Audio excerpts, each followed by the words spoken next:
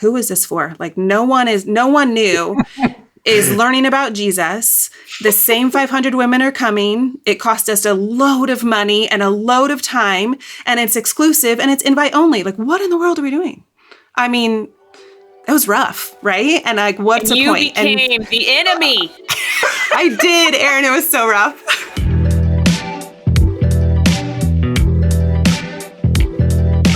Well, hey everyone, welcome to the Intentional Churches podcast. We are here to give you practical wisdom and insight into leading your church and helping you radically align your teams and your people back to the Great Commission. But sometimes we feel uncertain about how to move our church forward together. And so the ChurchOS assessment helps you gauge where your church is today to know where it needs to go tomorrow. You'll walk away with valuable insights and clear next steps based on your results. So make sure you visit intentionalchurches.com/podcast to get started. Well, we've got a great conversation in store today. And as usual, I'm joined by my good friend, Doug Parks. What's up, Doug? How you doing, Erin? Good to be with you. I am good. And we have a friend with us today, Maggie. Maggie, what is up? How are you? I'm doing well. Thanks so much for having me on today. Yeah, of course. Maggie, why don't you just introduce yourself, tell us a little bit about you, who you are, where you're at. Give us the basics on Maggie. Great.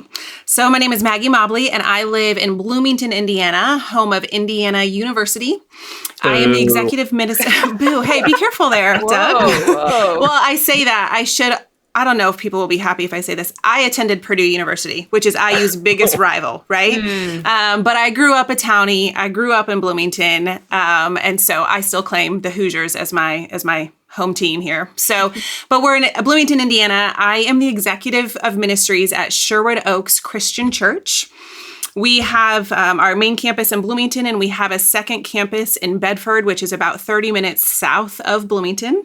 I've been on staff for 13 years, and I've been in lots of different roles. And so I've been in this seat on the bus for about 2 years now. I've been married to my husband, Nathan, for over 19 years, and we have 3 kids. Our oldest just graduated high school. So I actually went earlier today to register him for college classes. So that was a big deal. Wow. Okay. Yeah. Crazy. So, and in my free time, I coach volleyball. That's one of my favorite things to do. Dang. Yeah. That's awesome. Love it. Well, thanks for being here with us. Yes. Thanks so much for the invite. What kind of volleyball? So I coach at a middle school. I coach 8th grade girls. But then since my daughter, she's 10 now, for the past few years, I've gotten to coach her in a travel club team. So that's fun. And it's been very trying for me as a coach to going to the lowest level, introducing a sport. You know, you learn all sorts of things about yourself as a person when you're doing those things. Totally. Interesting. Yeah, it's fun. Yeah, that's awesome. Maggie, why don't you give us a little bit of context of Bloomington? Like where, just what is it like to live there? What kinds of advantages and challenges do you face in your city's context? Sure. So Bloomington obviously is a college town, and I would say that is one of the most beautiful things about Bloomington. But as a church, it's also one of the most difficult things about Bloomington. We have about 80,000 people in Bloomington on a normal basis. Those that would consider ourselves townies, we live here. But every year, this last year, there was over 50,000 students that came in for the year, and then they go back home during the summer. So we're very transient, because not only do we have our students that come in and they stay for a year or 4 years or 7 years, depending on the program, but we also, the university brings in a lot of people that are coming in for a year to visit or to do research, or that, come and move in to take a job and then find a different job. So I would say Bloomington's probably more transient than other towns or cities that don't have a university attached to them. So that's it's unique. But some of the beautiful things that come with that is we also have really great opportunity to reach international students. And that's one thing that we really partner with some places at IU that do that well, so that we can reach the international students that literally they show up here with nothing. They have a bag and that's it. So how do we take care of them physically and spiritually? So it comes with great opportunities, but it's also just a unique space where there's a lot of coming and going of people. Yeah. I just have another question, Maggie, because I've been to Bloomington, and, a lot in our culture right now, there's a lot of controversy around college campuses and but what do you guys experience with that kind of combining of university culture and whatever it's like, the international side, and then combined with, it still is kind of central Indiana, right? It's like, Yeah. like what culturally, what's that all like? Is it just a big melting pot of? It is a big melting pot. And actually, I would probably say it's like we are the most, like, I would say, liberal bubble in a state of very conservative, other counties around us. And so it's this unique space, and especially people that maybe come from other counties to work in Bloomington, everybody contributes to what makes up the culture. So it is very mixed. You're going to find a little bit of everything here, both with different like ethnicities and different religions and all sorts of things that play into this. So it is definitely not just like, some counties can say, this is who we are. We are blue collar workers, these types of things. We are a little bit of everything. So it's an interesting context. When we talk about that as our church, who are we reaching? It's not just one type of person. It is all over the board.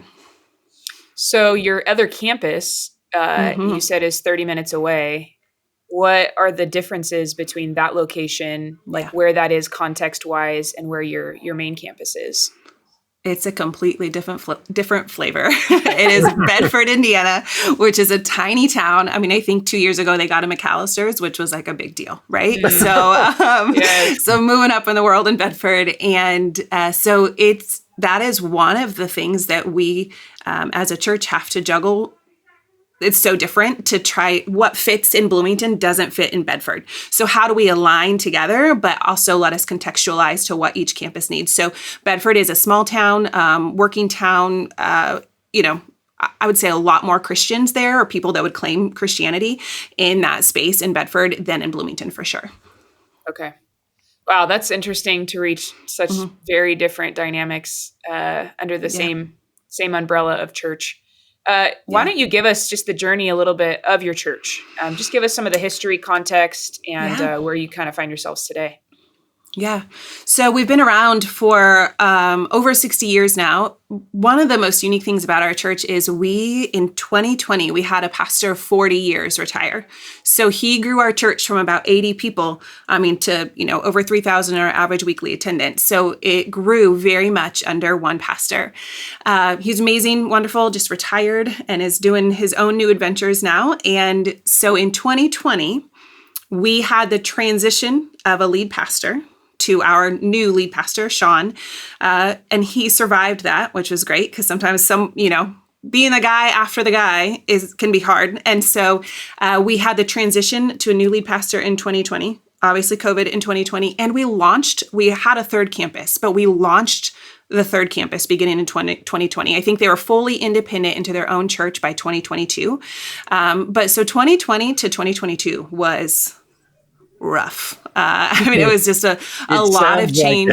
Because any one of those things by themselves is hard, right? Yeah. You kind of blew by COVID. Oh yeah, COVID was going on. COVID. So any one of those things is hard, and we were living through all three of those at the same time. And so there's an occasional time where we look back and think, wow, like we made it, and we made it well, fairly healthy. So that's a little bit of like what we've come through to get to where we are now. Also in about 2022, trying to get my time right, about 2022, 2023, it must have been, we had several staff members leave in a really healthy way. And, they were all kind of just different opportunities. Some still here in town. Most are still very involved in the church. But so at that point in time, that was our point in time, like restructure. Who are the right people? Are they in the right seat? Are we all on the same bus? Like, where are we going? So that's a little bit of the journey where we got to where we are now. And then we started our work with Intentional Church in January of 2024 is when Doug came to see us. Yeah. So it's been over a year now. Well, and, I know our listeners who've been in church for a amount of time, leadership are probably really empathizing with you, because that just knowing you guys and you've become such good friends, like that you made it through intact is pretty miraculous. And it's true in a lot of churches.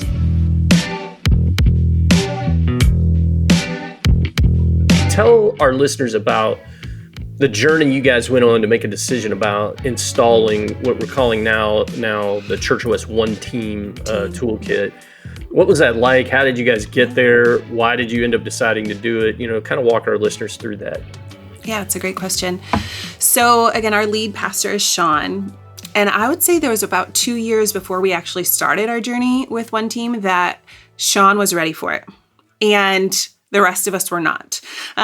So in all this switch of staff in 2023, our previous executive minister, Jeremy, that's when we kind of split this role. So he became the executive of operations, and I became the executive of ministries.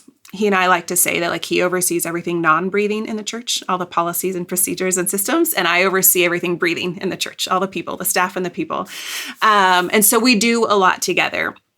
But when we were walking through the first conversations about, did we want to do this?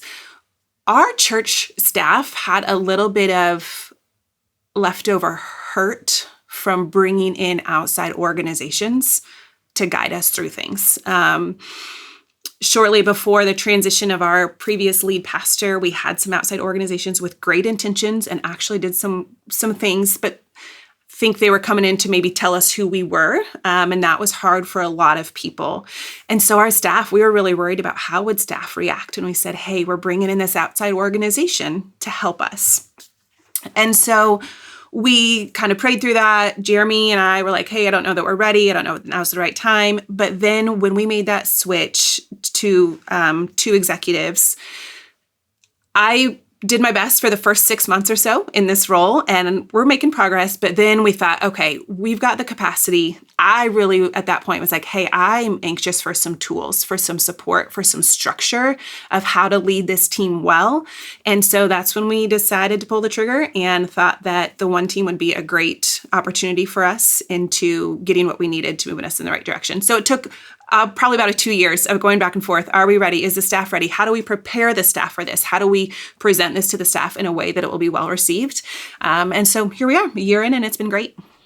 Well, I know Erin's got another question here in a minute, but thanks for trusting IC and myself and the team with it, because, you know, we hear that a lot, that there have been there are really great consultants out there that come into churches, but our approach is so different. It's not we try never to sit in the expert seat. Like, how do we help a team become who God's calling them to be, not force them to template or become like some other church. So just grateful that you guys would trust us with it. So yeah, that's cool. So you've been running this for a year and a half now-ish, right? What are some of the victories or wins or celebrations that you've seen on the other side of the install and kind of running ChurchOS? Yeah, I actually say that it like helped me figure out how to do my job. That's like it gave me the tools to do my role well. And I am the activator. So I got to really dig into all of these things. Our first VIP was the engagement pathway. And so we dove right into that, and we actually broke it up into 2 different VIPs, kind of the first half of the engagement pathway and the second half. And so huge wins right there. And what was exciting is the way that we worked on those VIPs, shared with staff as we were going. But then we came back, and at the end of the VIP, when we're done, we let that VIP team share with, we call it our directional team. I'm sure every church has different names for it, but share with our directional team and then share with the staff. And it was a big celebration of like, look what we've done. Look at the work that's happened. And also here's what everybody needs to know, the things that affect people of language and communication. But so we've had some big victories on like the tangible things. So the engagement pathway, then our second VIP was relational evangelism, which also really well run, really well done. And it helped us. I mean, we're 9 months past when we actually run it, and we're still seeing some fruits and first time actually things happening through that, some sermon series and some teachings coming out of that. So again, that was really great. But I think as much as anything, it for us has been, I want to say we've been able to evaluate, if sacred cows, if that's the right word, right? Okay, so that's been a win for us, is because we had some long-standing things that we just did them because that's what Sherwood Oaks does. And nobody wanted to be the one to make the change, right? Like, I don't want to touch that with a 10-foot pole, right? Like, we're just going to let them keep doing what they're doing. But when we had the tools and when we had the language and when the entire staff was in this together, like, hey, let's use some of these tools. Who is this for? What is it doing? And so I think that's some of our biggest victories is the tools that we have to evaluate as a staff, and even inviting volunteers into that, it has allowed us to have some of the harder conversations in a really healthy way and to make changes that were probably long overdue, but we didn't want to rock the boat. And so now we feel like we can rock the boat well and make the changes that we need to make. So I'll more than willing to give you a pass here if you don't want to do this. But okay. A lot of our listeners, if you've got a church that's been around for any amount of time, you're going to have programs that maybe aren't producing what you want. And so could you give maybe a couple of examples? Have you stopped some programs? How did that go? We have. And actually, I will say I take full ownership that. So I'll say, like, I'm an 8 on the thinking wavelengths, right? So, like, I'm not afraid of change. I will take some risks. And I actually am one of those, like, hey, 2 years, new thing, let's go, and not silver bullet, but like new program, we need to reevaluate. But so even before some of the one team things that we're working on now, I made some huge changes in what was our previous iteration of women's ministry.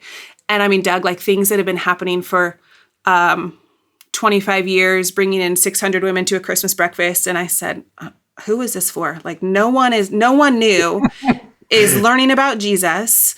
The same 500 women are coming. It cost us a load of money and a load of time, and it's exclusive and it's invite only. Like, what in the world are we doing?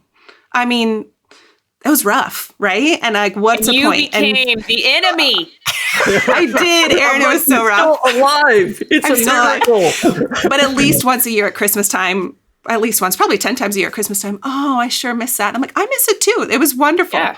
But what was the purpose of it, right? And especially when we talk about the resources that go into those things.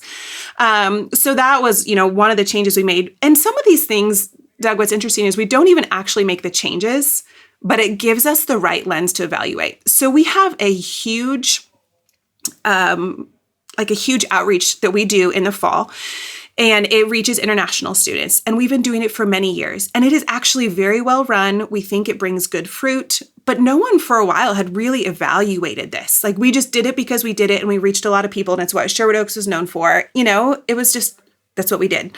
So we didn't make a whole lot of changes to this program after we evaluated. But until we had the right tools and the right conversation and the right people in the room to say, hey, we are a church that evaluates because that's important to move forward, there had been no evaluation. So even without making changes, it still has given us the opportunity to have the conversations about the sacred cows, which before nobody would even have the conversation. It was just like, you just keep doing what you're doing. So even if we don't make changes, it's been very healthy for conversation. That's great. Great. Yeah. That's awesome. So as you think about just some of these changes that you've brought about and some of the tools that are kind of helping, like you said, you do your job, but also just kind of get your staff all on the same page. How do you see that your team is sort of developing differently now? Like, how are you making progress together? How are you developing together? In what ways does that look different than maybe before? Talk about that for a minute. One of the most helpful things has been the calendaring that has come from the one team tools. So we develop our entire calendar now around the tools, and we try to have each ministry do the right tools. We kind of give them some options like, hey, we need to do discovery. Here's some tools you can use, But so we get together in January, we do our elders retreat, and then February is a staff retreat. And in early March, we're doing our all calendaring. And then right after that in March is our budgeting, and then we set our goals in April. And so there's a whole rhythm to this now, and people kind of know what to expect. And that's been really helpful. When we come to so our ministry year, we go from July to June, right? Because we live in a college town and everything functions around the school year here. So we run everything July to June. So we're actually just, at the, looking to the next ministry year now. We're in that season. And so before we look to the next ministry year, we have everybody go back and, of course, do the 4 helpful list of, hey, what was good this last year? Or you can run ministry life cycles. That's fine, too. It's like we not always prescriptive about what tools we use, but we need to be using an evaluation tool each time after each ministry year, and then even digging into some of the more specific things like vacation Bible school, 4 helpful list. Are we going to do it again the same way next year? And it's been fun to watch the staff just own those. Everybody can run a list in their sleep now, right? And they all know. And so there's no surprising language. And that's one of the things I lean heavy into is like, we don't want surprises, right? Nobody wants to be surprised by anything. So we all use those tools and everybody's comfortable with them. It has helped us with our meetings. Like when we started this, we were having a meeting every single week on Tuesday afternoons from 1:30 to 3, which was fine. I love meeting with our people, and our staff team. But we finally went back and be like, all right, like, what is the purpose of each meeting? Why are we doing this? Here's the agenda. And so actually now we're just meeting twice a month instead of every other week with that particular group. So it's helped us fine tune and just make sure that we are using our time well and stewarding our time and our resources well when we have tools that everybody knows and it's simple language. And I don't know if you guys have experienced this because I don't really know where this leans into with the tool, but our willingness to have the hard conversations has it's just grown tremendously. And I don't know if it's because we have the tools and the space to have those hard conversations well, and or maybe the right people. There's, I'm sure, lots of combinations, but it seems like we are no longer shying away from the hard conversations, or we can sit in a room together and we can push back really gently and really in healthy spaces to have the harder conversations instead of just hoping they'll resolve themselves. So it's really, our team has grown a lot through that. That's great. I would say that the tool isn't ultimately the magic. It's presenting the format in which to have the conversation. It really is what you're alluding to and hitting on. And I want to ask Erin this because I think she's developing the same culture that you guys are. Getting to the hard conversation is one of the biggest battles. If your culture is we don't have hard conversations because we're afraid of hurting people, usually it's out of a good heart or spirit. But that really is a cultural development piece. And like, this is how we're going to operate together. And then the IC tools just give you that kind of framework to have some of those conversations within. So I think I would ask both of you, first you, Erin, like, what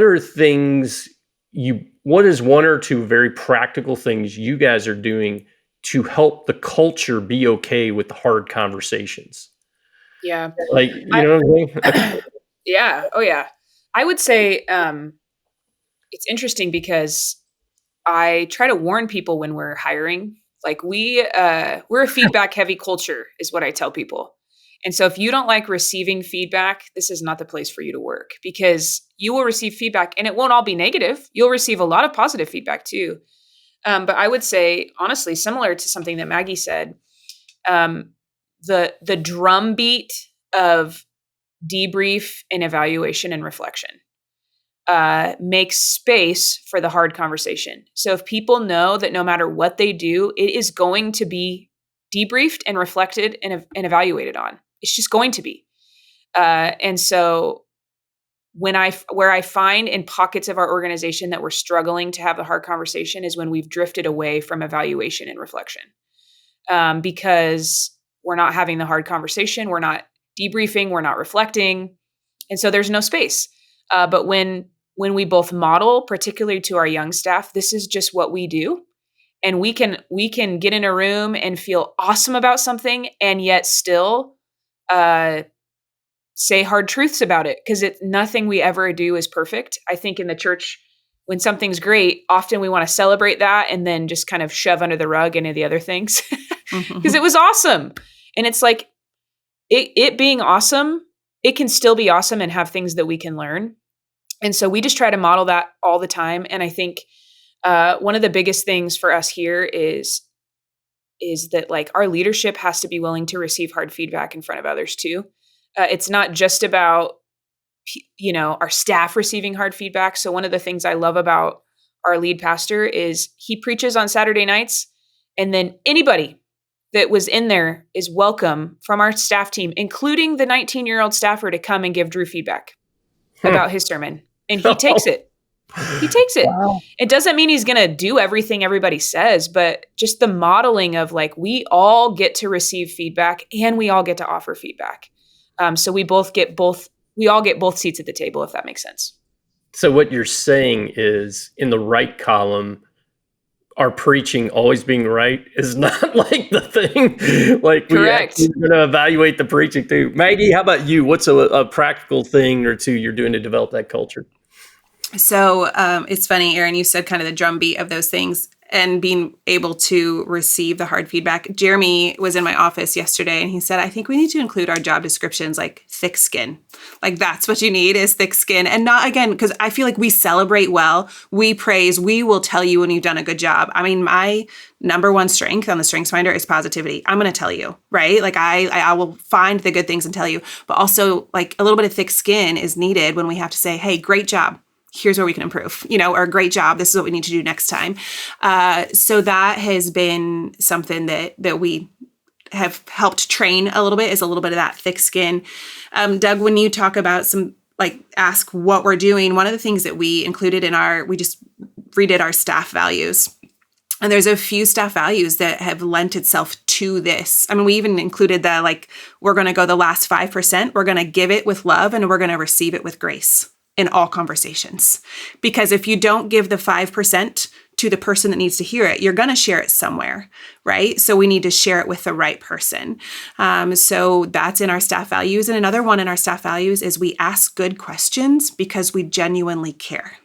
So we're going to ask the questions and not just let something like somebody says something. And if we think it, we're going to ask the right and good question to help, even whether it's personal about something to care for them well, or if it's about work, I mean like, hey, let's think through this together. Here's a question. Have you thought about this? So we are tackling those even in our staff culture, is how do we be a place where we can evaluate well and so therefore we can improve for double impact.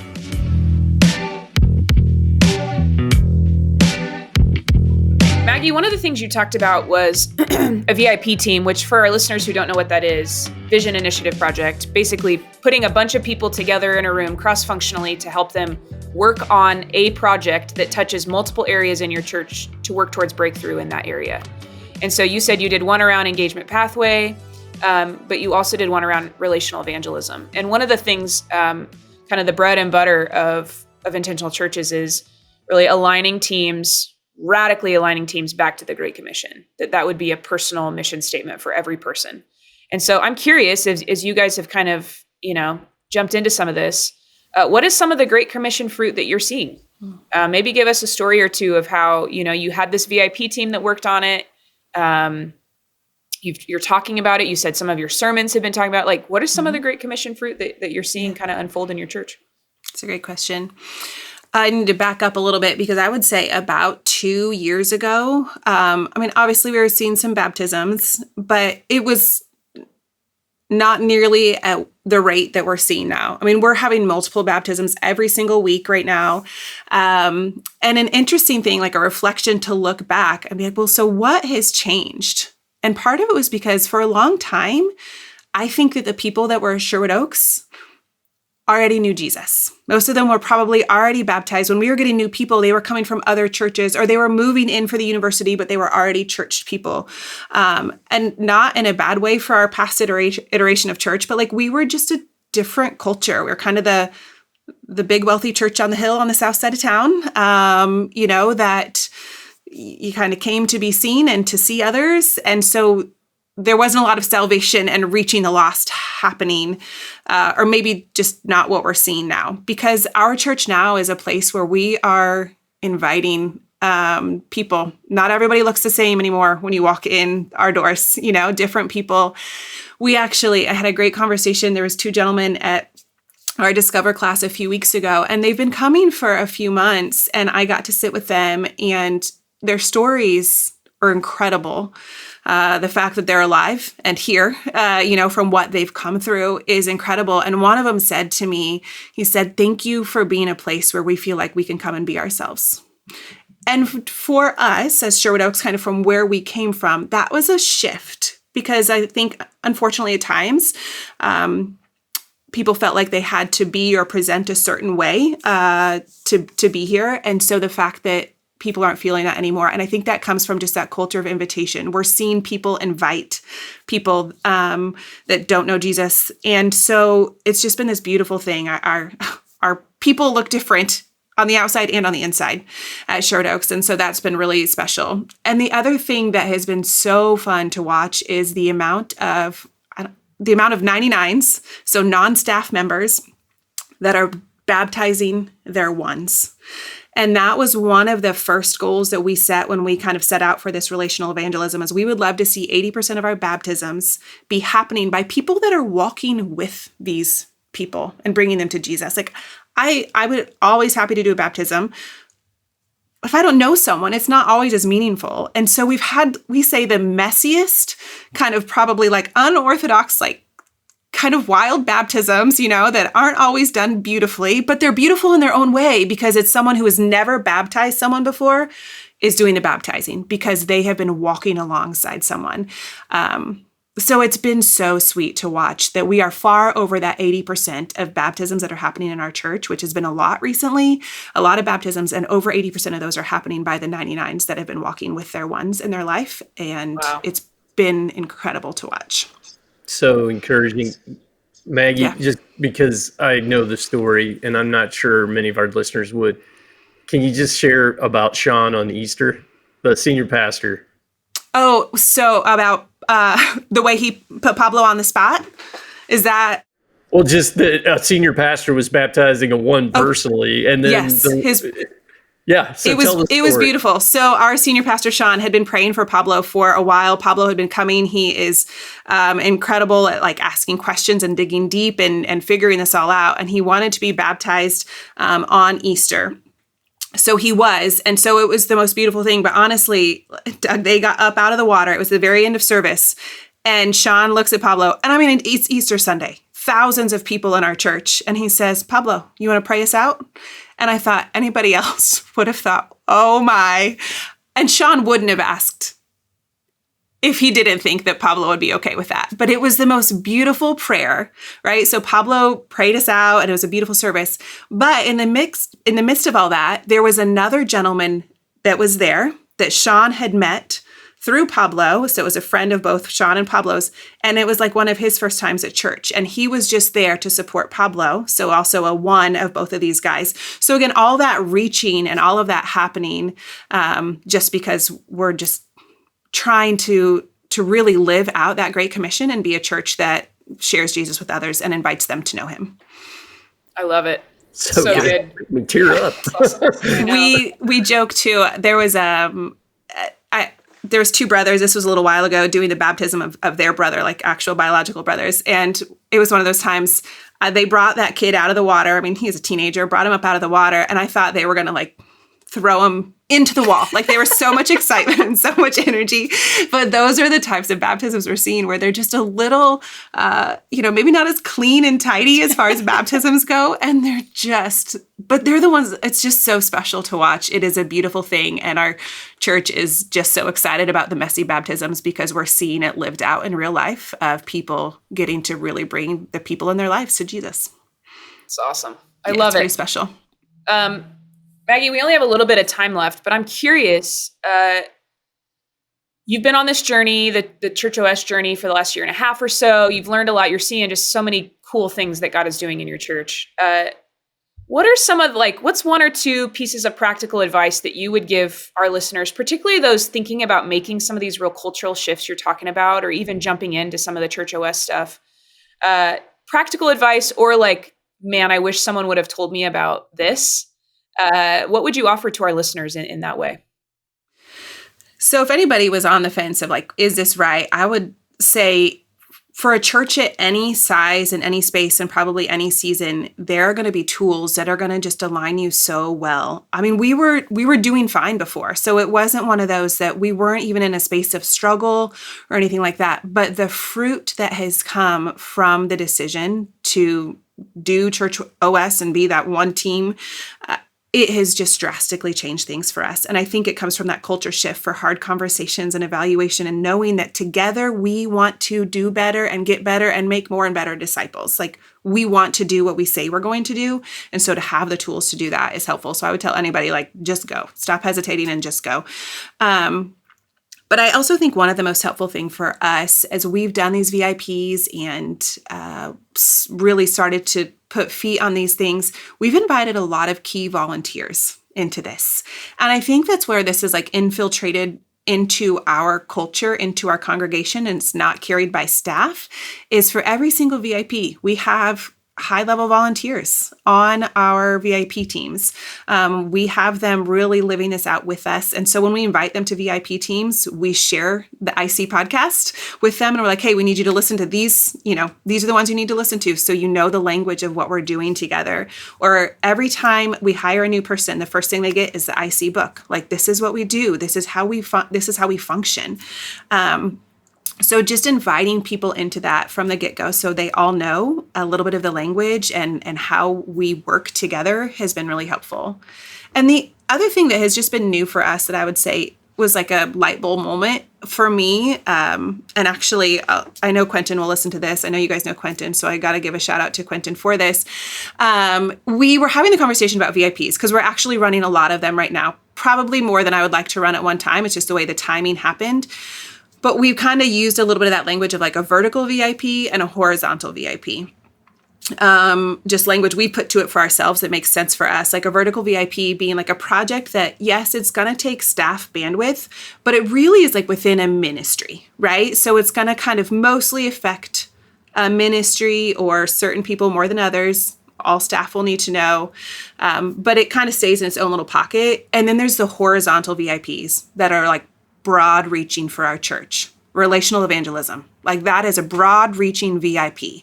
It takes a lot of work, a lot of prayer, a lot of discernment. Are we doing the right things?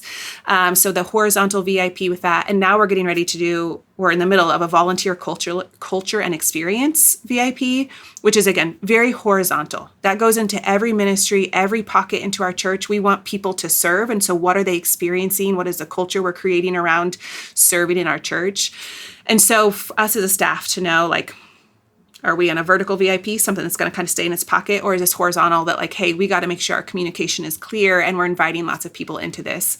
That was kind of a light bulb moment for us of being like, how are we functioning these? We can only run one horizontal VIP at a time for sure, because it's big, So that's been great. And I think we continue to learn things on the way, but so far, so good. I think just being willing to just evaluate everything, even after we run things and try things for the first time, like how did that go? How can we get better? How can we do that through a better one-aware lens, things of that nature. So that's been really helpful. Yeah, I love the word about just being willing to evaluate everything. And I think what you will find is the more you evaluate, the more you know what you need to work on for future projects. For future VIP teams, for future cross-functional work. If you don't evaluate, eventually you'll run out of things. But the more you evaluate, the more that informs your future work. Maggie, there's so much to celebrate. What would you say are like some upcoming, a challenge or two that you guys are facing? And how are you thinking about that? Yeah. So already looking into this next school year when we're going to bring back all of our college students, I think this might be something that a lot of churches face is that we've got a pretty vibrant college ministry, right? Because we live in a college town. But it always happens for us is there's that pocket post-college, those young adults. Mm-hmm. What do they need? And how do we care for them well? That's been a pretty constant thing. They don't, most of them maybe not married yet. They don't have kids. But they don't want to go to the college stuff. Where do they fit? And so really caring for them well. So we've got a team working on that right now is to really create a space for young adults in this transient town we live in. And so while they're here, how can they be cared for well? So that's one thing that we've really got our antennas up for in the fall. And so it's exciting to see what the team's going to come up with there and how we'll do that well. I'd say that's the most pressing thing, along with Sunday. You know how that goes every Sunday. It's coming. It's coming. Every Sunday. Yes. Yeah. My goodness. Well, Maggie, thank you so much for sharing just some of the journey of your church and just for your faithfulness. And to our listeners, lots to learn. I know I'm even inspired to go evaluate and reflect and have the hard conversations. Someone actually said this year at the IC conference, and it stuck with me in one of the breakouts. He said, leaders run towards reality. They don't run towards what they hope is reality. They run towards reality. And so that's been something that's been informing my leadership. And it's kind of the essence of what I hear you saying, Maggie. So thanks for offering that to us. And to our listeners, thanks for listening to the Intentional Churches podcast. If this podcast has been helpful to you, please leave us a rating and review wherever you listen to your podcasts, because this helps us as we try and grow and reach new leaders. And remember, you can take the ChurchOS assessment wherever your church, and to gauge wherever your church is today and to see where it needs to go tomorrow. So make sure you visit intentionalchurches.com/podcast to get started, and we'll see you next time.